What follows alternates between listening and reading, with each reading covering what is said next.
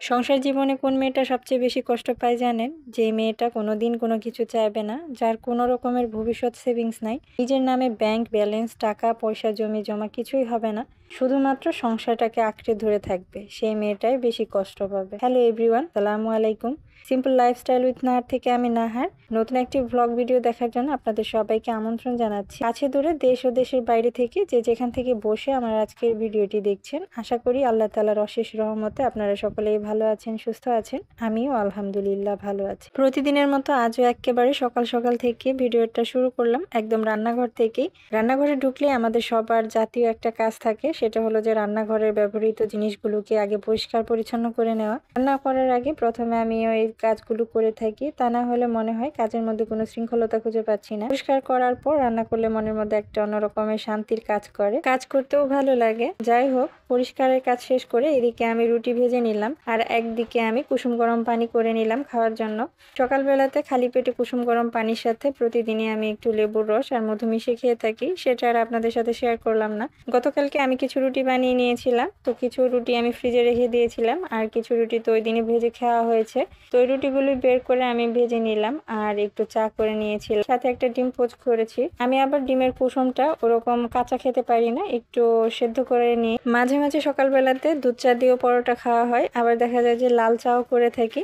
দুধ চাটা খেলে ওদিন আর আমার সারাদিন খুব একটা খাবার দাবার খেতে পারি না, আমার গ্যাস্ট্রিকের সমস্যা হয় আর কি। মুখের সাথে খেলেও দেখা যায় যে পরবর্তীতে কষ্ট ভোগ করতে হয়, এজন্য মাঝে মাঝে দুধ চা করি। প্রায় সময়, বেশিরভাগ সময় লাল চাটাই করে থাকি, আজকেও সেটাই করলাম। তো সকালের জন্য এটুকুই ছিল আয়োজন, আলহামদুলিল্লাহ। ভিডিওর এই পর্যায়ে এসে প্রিয় ভিউয়ার্সদেরকে বলবো, প্লিজ আমার ভিডিওটিতে একটি লাইক দিয়ে দিবেন। আর যদি আমার ভিডিওর কোনো অংশ আপনার কাছে ভালো লেগে থাকে, আপনি চাইলে আমার চ্যানেলটাকে সাবস্ক্রাইব করে রাখতে পারেন। সাবস্ক্রাইব করে পাশে থাকা বেল বাটনের অল অপশনটিতে প্রেস করে রাখতে পারেন, এতে আমি নতুন কোনো ভিডিও দেওয়ার সাথে সাথে আপনার কাছে পৌঁছে যাবে। বৃষ্টিতে কিছু ফুল পড়েছিল, সেগুলোই আমি কুড়িয়ে নিলাম। আমাদের বাথরুমের ছাদের উপরে ছোট একটা ফুলের বাগান করেছে আমার দেবর, সেখান থেকেই ফুলগুলো পড়েছে। একটা সময় ফুল দেখলে খুবই ভালো লাগতো, এখনো ভালো লাগে, তবে তখনকার সময়ে ফুল দেখলেই কেন জানি ছিঁড়তে ইচ্ছে করতো। এখন আর ছিঁড়তে ইচ্ছে করে না, ফুলের জায়গাতেই থাক, সেটা দেখতেই ভালো লাগে। সময়ের সাথে সাথে আসলে সবকিছুরই পরিবর্তন ঘটে। যাই হোক, সকালের নাস্তা খাওয়ার পরপরই অফ ক্যামেরায় আমি দুপুরের রান্নার জন্য সমস্ত কিছু গুছিয়ে নিয়েছি, আর রান্নাটা অলরেডি বসিয়েও দিয়েছি অফ ক্যামেরাতে। আজকে দুপুরের জন্য মাছের মাথা দিয়ে মুগ ডাল রান্না করব। তো মুগ ডালগুলোকে আগে আমি ভেজে নিলাম, আর মাছের মাথাগুলোকে আমি এখন ভেজে নেব। আর রান্না করব শিং মাছ, আলু আর পেঁয়াজ দিয়ে। আমাদের চারপাশে এমন অনেক নারী আছেন যারা জীবনে এমন এক পর্যায়ে চলে যায় যখন তাদের রূপ যৌবন, কাজ করার ক্ষমতা সবকিছুই কমে যায়। ঠিক তখনই তাকে খুব ছোট মনে করে, তার সংসারের সমস্ত অবদান এক নিমিষেই ভুলে যায় তার সাধের পুরুষটা। প্রতিটা মুহূর্তে উঠতে বসতে তাকে খোঁটা খাইতে হয়। তখন মেয়েটা বুঝতে পারে জীবন কতটা কঠিন, আর এই নির্লোভ নিঃস্বার্থভাবে সংসার চালানো মেয়েটাই সবচেয়ে বেশি কষ্ট। রান্না করতে করতে অনেক কথাই বলে ফেললাম, আমার কথায় আবার কেউ কিছু মনে করবেন না। আসলে এরকম ঘটনা আমাদের আশেপাশে হাজারো আছে। যাই হোক, মুগ ডাল রান্না হতে একটু সময় লাগে, এজন্য ডালগুলো একদিকে সেদ্ধ করে নিলাম, আর একদিকে মশলাটা কষিয়ে নিব। মাছের মাথা দিয়ে মুগ ডাল আমাদের বাড়িতে প্রায়ই রান্না করা হয়, আর আমরা সবাই খাবারটা খুবই পছন্দ করি।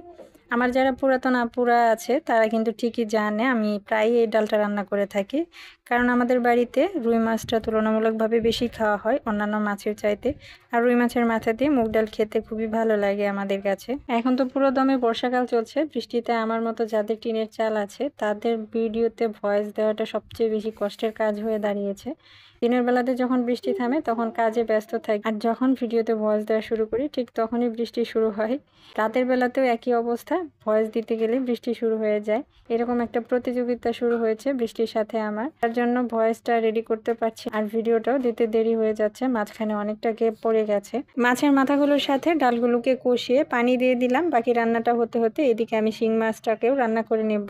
এই জন্য কিছু পেঁয়াজ বাদামি করে ভেজে নিয়ে রসুন বাটা দিয়ে দিলাম, আর একটু আদা বাটাও দিয়েছি। আদা বাটা রসুন বাটার কাঁচা গন্ধ চলে যাওয়ার পরে আমি পানি দিয়ে দিলাম। এবারে একে একে গুঁড়ো মশলাগুলো দিয়ে দিব। খুবই সাধারণ এসব রান্নাবান্না, সংসার জীবনের পর থেকে আমরা মেয়েরা সবাই কম বেশি এইসব রান্নাবান্না জানি, তবে এক একজন এক একভাবে যেহেতু রান্নাবান্না করে, তো এক একজনের রান্নাবান্নার ধরনটা এক এক রকমের, তো সেই হিসেবে আপনাদের সাথে শেয়ার করা। মশলাটাকে আমি খুব ভালো করে কষিয়ে নিয়েছি, মশলার উপর তেল ভেসে উঠেছে, তো আমি শিং মাছগুলো দিয়ে দিলাম। এখন কিছুক্ষণ কষিয়ে নিব অল্প একটু পানি দিয়ে। কষানো হয়ে গেছে, তো আমি শিং মাছগুলো এখন উঠিয়ে নেব। উঠানোর পরে যে কেটে রাখা পেঁয়াজ আর আলুগুলো আমি কিউব কিউব করে কেটে রেখেছিলাম, তো ওইগুলো দিয়ে দিলাম। দিয়ে কিছুক্ষণ কষিয়ে নেব এটাকেও অল্প একটু পানি দিয়ে। কষানো হয়ে গেলে পরিমাণ মতো পানি দিয়ে দিব সেদ্ধ হওয়ার জন্য। আজকের জন্য দুপুরের এগুলোই ছিল রান্নাবান্না, শিং মাছের ভোনা আলু পেঁয়াজ দিয়ে, আর ছিল মুগের ডাল মাছের মাথা দিয়ে। রান্নাবান্না শেষ করতে করতে দুপুরের সময় হয়ে গেছে, আর আমার শ্বশুর আব্বা খেতে এসেছে। ওনাকে খাবারগুলো বেড়ে দেব, যেহেতু খাবারগুলো অনেকটাই গরম। আর খাবারগুলো বেড়ে দিতে দিতে আপনাদের সবার সুস্বাস্থ্য কামনা করে আমার ভিডিওটি আজকে এখানেই শেষ করব। আমার আজকের ভিডিওটি আপনাদের কাছে কেমন লাগলো অবশ্যই কমেন্ট করে জানাবেন। সবাই ভালো থাকবেন, সুস্থ থাকবেন। আল্লাহ হাফিজ, আসসালামু আলাইকুম।